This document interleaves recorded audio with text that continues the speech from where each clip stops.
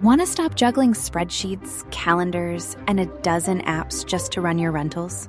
Lodgify makes it easy. It's an all-in-one toolkit for hosts. Build a direct booking website, automate guest messaging, and keep all your channels in sync. Running your rental business your way has never been simpler. And for Good Morning Hospitality listeners, you can get 20% off any yearly plan with code GMH20. Just check the link in the show notes to get started today. Welcome to Good Morning Hospitality, your one-stop shop for the latest news, noteworthy trends, and thought-provoking discussions across the industry. From hotels and short-term rentals to all things travel and hospitality, you'll find each episode equips you with the information that you need to start your week. Join us on Good Morning Hospitality every Monday, wherever you get your podcasts.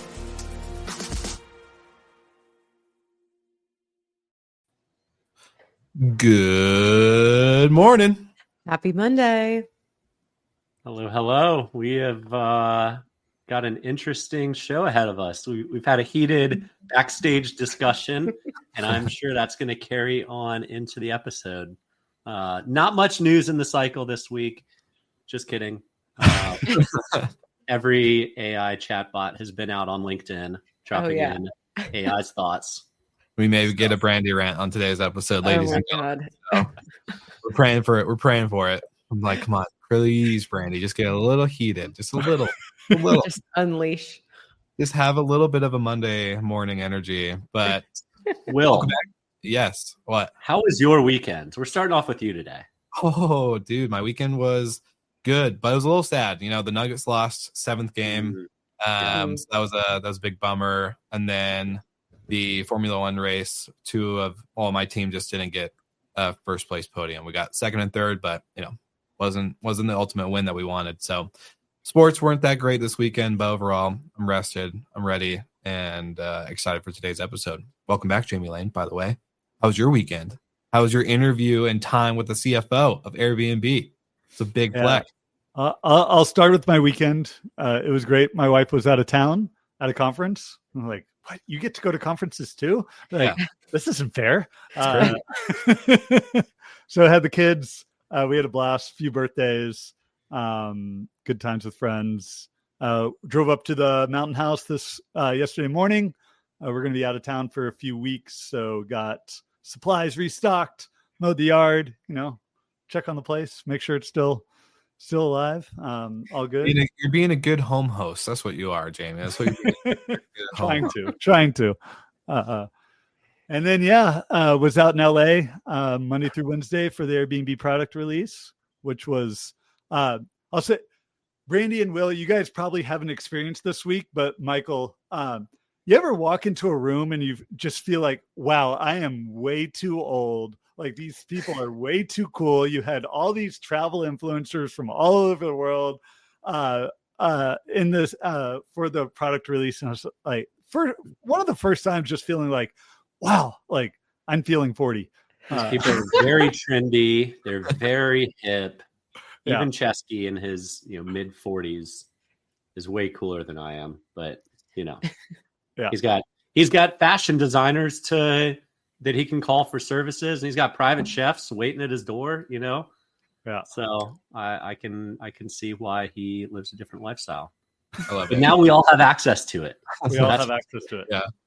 Well, Brandy, Michael, how was your guys' weekend? Brandy, you go first. Let's hear how Miami was doing. Yeah, it's very hot. We are officially fully in summer. It's so humid. But I made homemade ravioli for the first time in a couple of years. I used to make it like pretty frequently.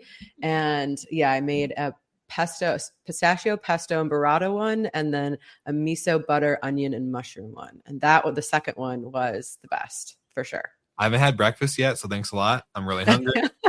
That just made it worse. Sounds amazing. What about you, Michael? So little man had the stomach bug, so it was messy. Yeah. Oh. No one else in the house has gotten it, so knock on wood. He's on the up and up. It was a long weekend. Thank goodness. We got back from the hotel that we're taking over in Virginia, and then spent the night in the hospital with little man. So fun. Yeah. That's no good. That is no good. But give us a quick glimpse into this Monday. hotel. Come on, what's going on with this hotel? Tell us a little bit more, real quick. Just a little. We're under contract right now, so aiming to close at the end of next month. A 22 key property outside of Charlottesville on the Appalachian Trail. So we'll have more details coming soon. Lovely. It's very exciting. Very exciting. Yeah, it's awesome. Well, speaking of excitement and all the fun stuff that's been in the news cycle, your LinkedIn feed has been probably super busy if you are an avid LinkedIn user like the four of us. But before we get into today's topics, please, if you are tuning into the live, let us know where you're tuning in from. We want to hear, A, your opinion on this update of Airbnb, B, where you're coming in from or calling in from, tuning in from, and C, just hi, good morning. We'd love to see you here. All right. So Jamie Lane, you were at the actual release update event in California with Airbnb. You sat down with Ellie, the CFO of Airbnb, and got to actually interview her about these updates, not only for services, experiences, but the actual app update itself as well. And you asked some pretty good questions. For any listeners, live viewers, go back. It's a 10-minute episode. It's really a great listen, totally worth listening to if you haven't already. But Jamie, tell us more about the event outside of feeling a little old when you walked in. And the other exciting stuff, because I know that, behind the stage, we're talking about Airbnb uses certain terminology. They're a PR media machine. They know how to talk about their product. They know how to talk about their brand. They know how to veer away maybe from harder discussion topics or maybe more negative topics around their updates and the way that the direction the company is going. But would love to know just, more details about the event and what you got to hear and see. Yeah, so this was clearly a much more substantial release than they had last summer, right? Last summer we got icons. It was, I would say, more marketing PR than any sort of new product releases. And I feel like it was almost the exact opposite this time, where we got an entire new vertical and services. So they are, and in how I hear them describe it, like, really trying to go after hotels in the broader travel category of there's still, and 1 in 10 guests are only staying in short-term rentals. 9 in 10 are still staying in hotels. And what are the things that people are, that are staying in hotels sort of telling Airbnb why they're doing it is all these other services that you can get while you're at the property. You can get F&B, you can get room service, you can get massages, go to the spa, all these type of services that the properties offer. And in resort hotels, like almost 50% of the revenue that those hotels are generating come from these auxiliary services. So that this is a way to re-accelerate Airbnb's revenue growth. And I think more importantly, way to have Airbnb service or homes compete more directly with hotels. So this is clearly them seeing where their product doesn't meet what guests want, or at least a percentage of what guests want, and trying to make the product of short-term rentals more competitive with hotels, which I think grows the pie for everyone. So again, this is where Airbnb is thinking about long-term, about thinking of how to grow the pie overall for short-term rentals and make more people use that vertical. And less like Vrbo and Booking, where they're just trying to steal share from those that are already using short-term rentals. So excited about that. And then the relaunch of experiences. So they first launched this back in 2016. Not a huge lot of adoption. Then COVID, where they sort of pulled back. So this is now a total relaunch of the platform, a rebuild of the app from the ground up, and really trying to bring experiences into the entire booking flow. And when you go into the app, it sort of pops up front and center. After you make a home's booking, and they're going to then engage you into experiences 2 weeks before the stay. They're going to bring it in. You're going to be able to sort of build out your itinerary. So a real big bet in experiences they can really make it part of your booking experience. For sure. And so, I don't know. I think I was a little kind of caught off guard when I saw this part being part of the update, because I think many of us were kind of expecting flights, hotels, other easy low-hanging fruit services or other things that we've talked about on the show before. But do you think I'm just curious from your perspective, Jamie, with the amount of the industry and the technology vendors that were already kind of going this way, right? A lot of people are already trying to push hosts and property management companies into the experiential hospitality side. At least I feel, right? Like everyone's kind of like, no longer can you just get a home, list it, manage it, clean it, and that's all you have to do with it. You have to really, truly kind of focus around the experience of the trip and the guest and kind of everything they're wanting outside of the actual accommodation. That's my personal opinion. Going that way. Yeah, I think, and if you listen to Brian talk about it, and the rest of the sort of the executive team talks about it too, of perishable opportunities. So the opportunity to add flights and hotels sort of always exists, and like if they want to go and add it in eventually, like that's fine. But like this opportunity to get into services where you think about, where would I book a chef to come to my house? Like, there's no platform that comes to mind. Like, where would I go online to book a nail salon? Like, maybe to come to my house. Like, maybe there's a way to do it on local ones. Maybe I could. I almost said Google through ChatGPT. Search to be able to do it. But like, there's no platform that owns that space, and I think they really want to come in and be able to own that opportunity. And if they can and sort of add that onto the brand that they already have, use their booking system, use their review system, use their payment platform, use everything that they've already built to be able to launch and come into this space, that's a huge opportunity that if they don't come in and own it, someone else might. I think that you said something very key though earlier, that where the hotels, 50% of their revenue comes from F&B and these other ancillary services, and that this is a way for Airbnb, not any of the hosts or companies that are on Airbnb, to benefit from that. And so I think that that's why people seem to, I mean, yes, there's the benefit of getting people who might want to book a hotel and instead will book a short-term rental. I still think that this doesn't still have the same feel as a hotel. I mean, there's only so many ways you can get the same services into a home, but the hosts aren't getting a commission or anything like that for being part of it. And I think that's where some of the discontent that we've seen on online has come from, that this is, hotels are making that on property, and this is how Airbnb is making this, online, and like, how are the hosts going to benefit from this and see that directly? Yeah, it makes no sense why they wouldn't build a commission in for the people whose property is being used. Even Brandy, if you're selling third-party stuff, you're typically getting a cut from whoever. So it's a referral fee, basically. It's a referral fee. I mean, you even get that. Well, some hosts tie that in with restaurants. Like, hey, you get 5% off, 10% off going to this restaurant, and then you also get a kickback. So there's those things have existed forever, even in hotels. Like the concierge has their people they send them to because they get kickbacks. There's a lot to unpack here. I'm with Will. I fully expected and kind of hoped Airbnb would go down more of the hospitality OTA lane. If you want to live like a local and keep that brand identity of Airbnb, sign up all the best boutique hotels around the world. That's a home run. That's in line with the brand. Jamie, to your point, is there a platform for a private chef? Is there a platform for nails or hair, photography, or all that? Probably, but not at scale. Love that business model. It's not Airbnb's name and brand, though. So, like, if Brian wants to go build that platform, do it and integrate it with Airbnb. But the name Airbnb is synonymous with stays and like living like a local, the things they've hammered in to all of us for the past 15 years.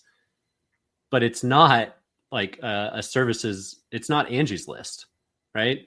It should be its own brand. And it should be integrated deeply and maybe use all the same tech and the same payment platform systems, and use the traffic from Airbnb into, instead of toggling into services, it redirects you to a different platform. I think if they're successful, they're putting their brand at risk of kind of losing the clout that they've built over the past 5 years. See, Michael, but my comment or question to you is like, why live like a local when you can just live, right? Like Airbnb is just wanting to go more live. I love the business. I'm not saying I hate what they've done. I just hate that they did it under the Airbnb brand. See, this is why I don't hate it, because if you use your own comment of Brian Chesky thinks in decades, right? Think about how the social media component of the app updates are going into this and getting people to be more in real life, more connected, more through them. So eventually, yes, right now at this time, saying, oh, I had this great private chef last night that, it was an amazing Airbnb experience or service or whatever that people are talking about. And the name no longer becomes a Kleenex. It's becoming Airbnb this. It's more than a home. It's more than an experience. It's more than a service, whatever. People start kind of saying it. It's not together with that other activities and stuff. I think it's more like a lifestyle thing. It's not going to be an OTA. And I think that's why Airbnb, and it's not to be in the extreme, and it's not for me to be like, oh, this is exactly where they're going and using one of my predictions. But just from the way Brian looks and acts, it's just like, hey, look, he wants connection. He talks about that as many as more than most entrepreneurs talk about. And I think the social media in real life piece is really coming to play here. But shareholder value, Will, that's really important. Shareholder value just needs to be educated for a decade of what's going to happen to their amazing shares and growth. Because like Airbnb does a GDP of I forgot what country Brian talked about. Italy, I think. Yeah, I think it was Italy. It's just like the GDP of some country. Some reasonable real country. Right. Yeah, it's enough money to not like blink an eye at. And I think that's just the beginning. If we think 10 years and then get incorporated into people's actual livelihood, their day to day, that's what every hospitality brand fails at right now, is to become a lifestyle brand. No one goes home from their Courtyard Marriott experience and thinking about Courtyard Marriott and how much they love the brand, right? Like they're not living it in their day to day. Once they're living in their day to day, I think it's a whole new game changer. I don't know about y'all. I would love to live a private chef in my day to day. I'm not there. Maybe same. one day, but. But think about the number of times that you travel, like 3 or 4 times a year. Think about the number of and maybe times you might want a private chef, like your wife's and yours anniversary, maybe and your kid's birthday, or like friends getting married. Like there's special occasions, like you might want to get friends together and either hire Brandy to come cook at your house or get a private chef. Yeah, if I'm not available, you can hire one through Airbnb. But I did want to comment on Brandy and what you said earlier, because that was a sort of question I asked Ellie, their CFO, was like, what is the ultimate benefit for hosts and all these services being offered at their place? And essentially, like, she was like, there's not one unless you're offering these services. And like what hotels do is employ the people that offer all of these services.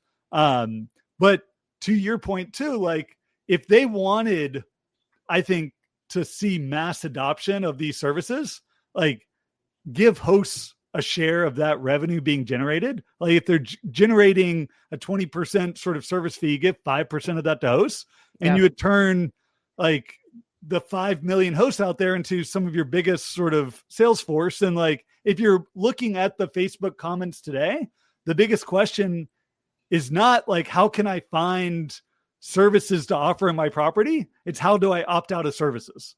And that's the exact opposite of what you'd want the response to be when you offer this great new platform for offering services in your rentals. Well, keep in mind, all of Airbnb's moves are always catered towards the single host. And Brandy, you guys have access to private chefs in Miami because you guys have hundreds of units, and it's a request that comes up over and over again. Jamie, has that request come up for your one unit in North Georgia? Say that again. Request for a private chef coming into your house. No. Yeah. I mean, actually, I have gotten requests on like, are they allowed to have caterers at the property? Because it is a 5-bedroom large property. They're wanting to have friends. So like, can they offer or do larger things? Like, absolutely. I'd say, and I was a little bit distracted. I did just ask Airbnb, my contact there, whether or not you get sort of brought down in the algorithm if you opt out. And and they did just live respond that no, like if you opt Not out, yet. Not yet. I don't believe that. You're not going to be ranked lower in the search algorithm. Yeah, I don't know. We'll see. But I think that one of the things that really struck me about this, so you have like the launch day, and there's a lot of articles everywhere. A lot of them are super positive, like how Brian Chesky is going to change your life. There was the one, I think, from Wired. We were talking about it earlier. Is this his midlife crisis? But most of the stuff was positive. And then you have this like incredible backlash from all of the hosts and property managers. And for what, like, this was like the anti-Brandy rant. I just felt, I was like, this seemed very like, okay to me. Like, I don't think this is like earth shattering. I think it's cool. These are great things to add. It could enhance a vacation. I don't think this is like groundbreaking. And it felt very strange. I was like, am I missing something in this component? Like, but I just felt like this was like cool, not groundbreaking, not the end of the world. Diversify your platforms. Don't rely on one. And, something else, like there'll be something else, and everybody will forgot the vitriol that they spewed on LinkedIn, in a couple months. I kind of feel the same way with the sense that we already knew Experiences was coming back. So the fact that that was one of the quote unquote big updates was like, okay, cool. We already knew that. So I guess that was my same sentiment that I felt there, Brandy, where it's like, okay, like we already knew this was coming. Why is this a big, shocker? Yeah. But Jamie, you also had some interesting Expedia data that came out recently. So I'd love for you to share some of those, and we can jump into that before we wrap up the episode. Yeah. So Expedia had their sort of partner get together last week around the same time. I didn't get an invite to that. So Tim, if you're listening and want to extend one next time, be happy to show up. I think all of us would be happy to show up and cover. And what I was sort of focused in on was sort of the AI updates. Expedia's talked a lot around AI and how they're going to be incorporated into the platform. And what I love, like, we're not seeing some wholesales like rebuild of the platform around AI. Like, they're knocking off the low-hanging fruit, which it's good to see. Like AI filters, AI itinerary builder, AI like flight deal analyzer sort of things. That one was cool. We might have talked about it, like the Instagram sort of connection with Expedia. So you see something cool on Instagram, just like shoot it to Expedia. They're going to find where it is and sort of build an itinerary around it. So like I don't think anything that really moves the needle for them, but just like starting to build AI into sort of our everyday booking activity, I think makes it a bit better, probably makes us convert a bit more. And I think ultimately makes the whole sort of travel booking experience a little bit more enjoyable. I did see also, I really love the Instagram kind of like reverse image search, because there's so many times where I'm like, this looks so cool. And then I save it and then it gets lost in my saved categories or trips I'm going to take. And then I never see it again. So I think that's fun. And again, like you said, not like going to move the needle significantly, but over time, that's something that could build. And then two partnerships, Southwest and Ryanair partnerships, because especially Ryanair, I mean, that is like how you're getting around Europe for the most part. So that is, I think those are great partnerships. And Southwest has been very elusive always. And, now you have to pay for bags and you can find them on Expedia. So they're finally caving. And I think Expedia is laying the groundwork. Their B2B business is huge. It's like one of their core messages. They're laying the groundwork to where they don't have to be the OTA anymore. Influencers can be the OTA. And so, this image search, I think, bold prediction, not so bold maybe, is in the not too distant future, influencers are going to have their own UTMs that can track all the conversions that go through Expedia and from their travel experiences. And when we get to that world, slowly but surely, OTAs become somewhat obsolete. And maybe that's what Airbnb is seeing, and that's why they're adding some of these additional routes to monetize. But if you can just book a property off of I follow Jamie and I see that he went somewhere with his family and his 2 boys, and that looks awesome. Why don't I just go stay there? That seems like a pretty plausible next step for one of the OTAs to jump in first. And, to me, the obvious candidate is going to be Expedia, given how strong their B2B is, how much they're already talking about social media and Instagram and influencers. But back to the whole start of this equation, you need to cut in the influencers, just like Airbnb needs to cut in the hosts. If you want to be promoting our inventory, or if you want me to promote your inventory, then cut me into the take. And I think that's a really much more easily trackable, having that UTM, you can have I think that's kind of a seamless way to monetize that and to have the influencers benefit. And I feel like Expedia, we're talking about Airbnb and maybe some of the things we wish they'd done. It still feels like Expedia is beating Airbnb in the integration front, like being the powerhouse behind so many credit cards and, all those kinds of things. So that's kind of looping back to Airbnb, something I wish they would also start to focus on, because Expedia really kind of has the lead in that department. Yeah, I very much agree with both you and Michael. I think you both had really good points there.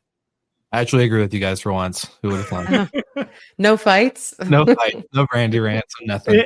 And it'll be an interesting sort of case study after the fact of whether or not Airbnb just trying to relaunch or build entire new categories versus sort of lean in like Booking and Expedia are doing into, we want to own the vertical. We want to do B2B. We want to each of these things that Booking and Expedia are doing are all incremental, but incremental to growth. And how much of Expedia's revenue is now B2B?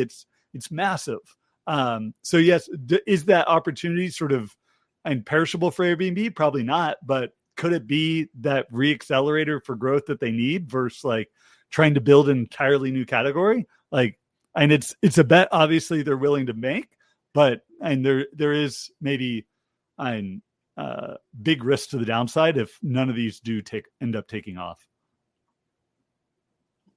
Yeah, for sure. And to wrap up today's episode, one kind of fun topic and a shout out to the friend of the pod, but Robin Cragen and the Moving Mountains team has received a significant amount of investment into the group, or not into the group, into the company, as Stay Terra, a new collection, is coming on the scene. And one of the questions I want to ask you guys about this little news story, for listeners listening to the episode, the press release is linked in the show notes, but one of the stories of the year, obviously, is going to be probably the biggest story of the year, was the Vacasa acquisition, which we're still kind of riding the coattails of.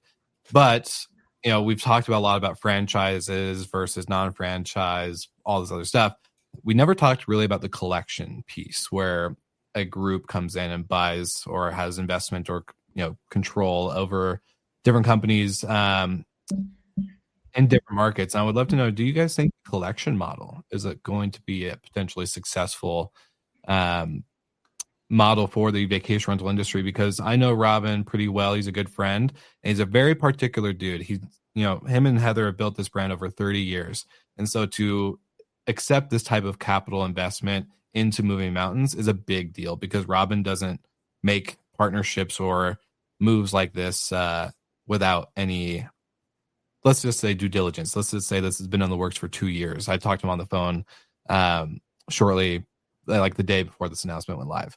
So I'm curious, just on the sense of that's a big move for him, but it's a kind of a sign to me of okay, if Robin's willing to take investment, and a significant chunk too, a controlling amount of Moving Mountains from more. Yeah, go ahead.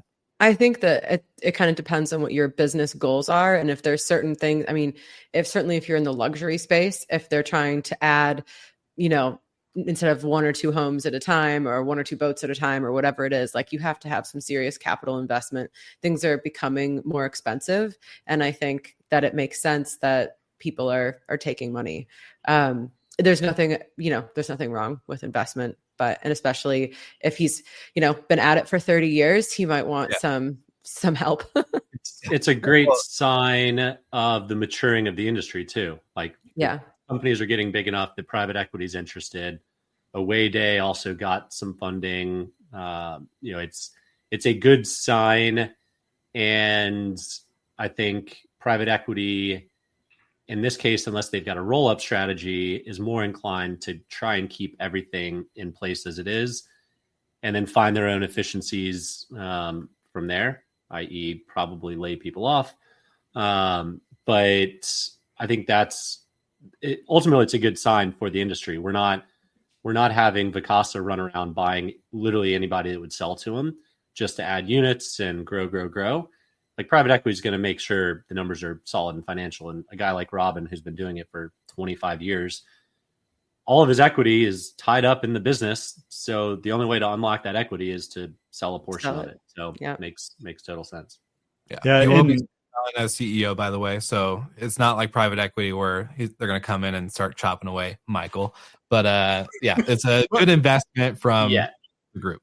No, it's not. It is private equity. Like, it's Garnett Station Partners that is and owns Stayterra. Call out that Verma Executive Summit. We've got a panel with Principal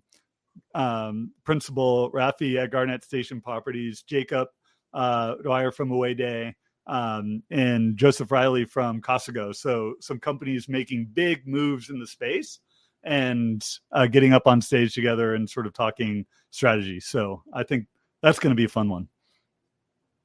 It's going to be a very fun one for guys like you, Jamie, who love all the numbers, who love all the data. I don't want to get into the nitty-gritty. I just there's some big companies making moves, like buying movement or investing in Moving Mountains, like big moves, like the amount of behind the scenes stuff that Joe Riley sort of putting together this Casago deal has been doing. And then Away Day, they took huge investment.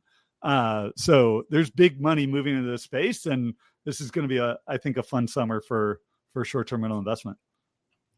You heard it here first, folks. Jamie Lane speaking truth, dropping bombs.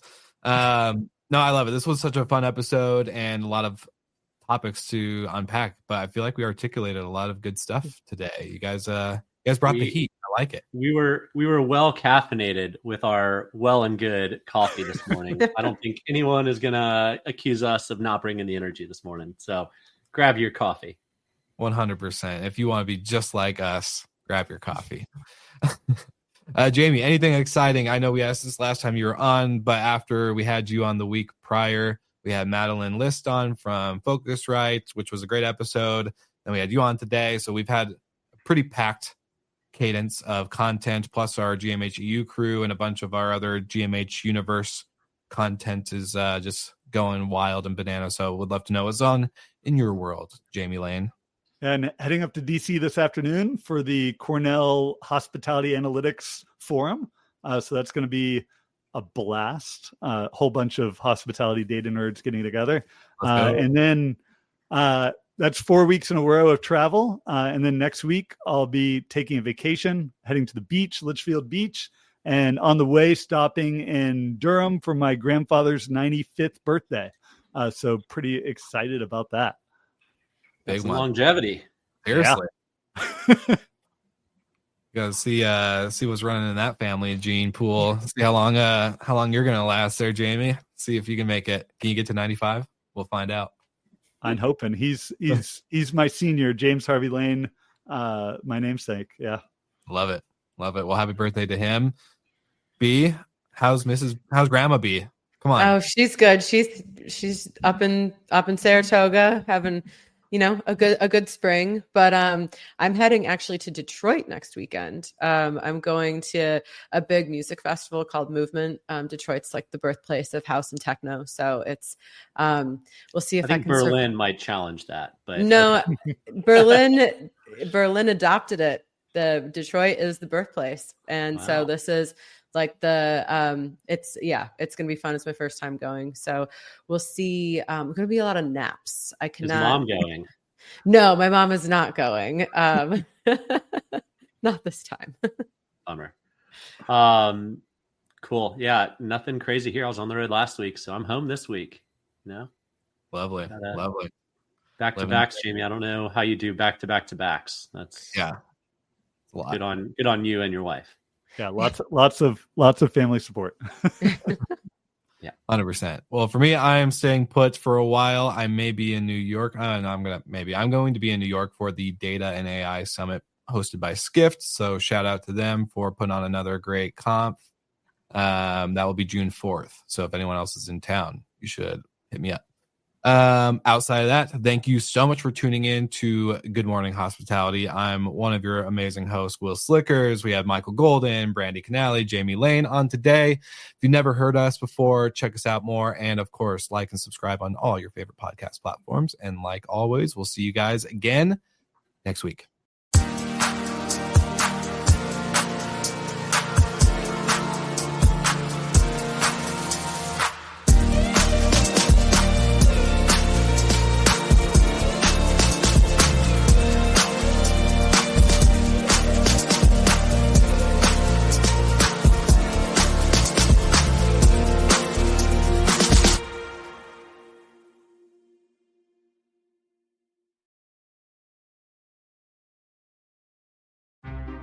Want to stop juggling spreadsheets, calendars, and a dozen apps just to run your rentals?